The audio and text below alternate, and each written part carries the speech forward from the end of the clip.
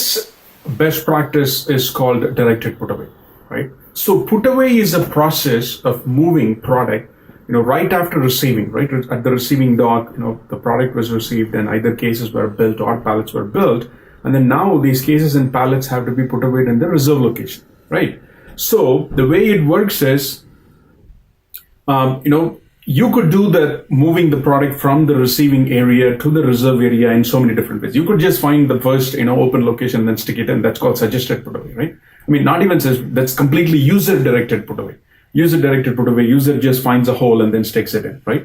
That's very, very, dumb put away. It just completely, it makes sense if the volume is so low and, but if you're in a high volume scenario where you want to follow a systematic process, directed put away makes a lot of sense because you could configure your rules. I mean, either based on department, you could have office, kitchen, something else, right? Consumer goods, something else. So you could either do it by department or you could do it by SKU velocity, right? Or you could even say, hey, all my bottommost locations are pick locations and all the locations above them are reserve locations. So keep my reserve product as close to my active locations or picking locations as possible, right? Like that, all kinds of configurations are possible. You would have so many put away zones and put away types and all that, and then you could assign priorities and things like that, right?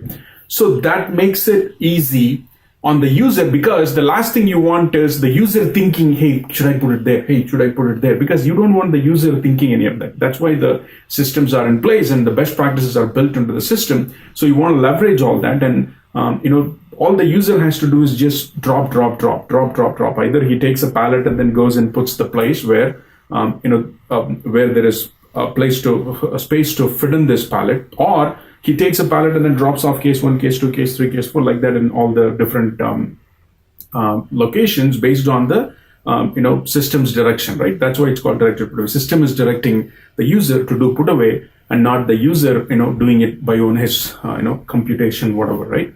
So that's why it's important to implement a directed put away process. And also the other part of this directed put away is dimensioning. So it's very important to have the dimension of the product, the dimension of the location, so you can have the system compute, hey, this is the space available in this location, and this is the volume of the SKU, or this is the volume of the pallet. So can I fit that in geometrically? Can I fit that in? And there might be even scenarios where you might have to check. I mean, geometrically by weight and by volume, even by number of units, it might fit. But if it's a long SKU, right? But from a 3D perspective, it might not fit in the location. So how do you handle that? I mean, you can even say, check 3D fit, right?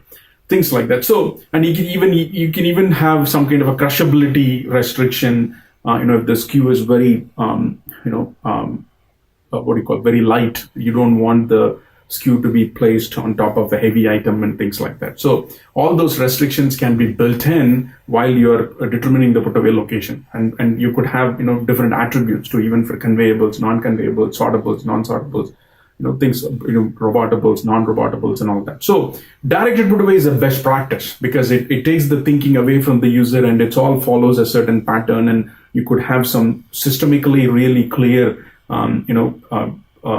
department-wise grouping or some kind of grouping, some kind of a structure in your DC, or just have it, sent closer to the picking location as close as possible to the picking location, right? You can do all that. So, that's why directed put away is a great best practice. And if you're not doing it, you should probably think about it.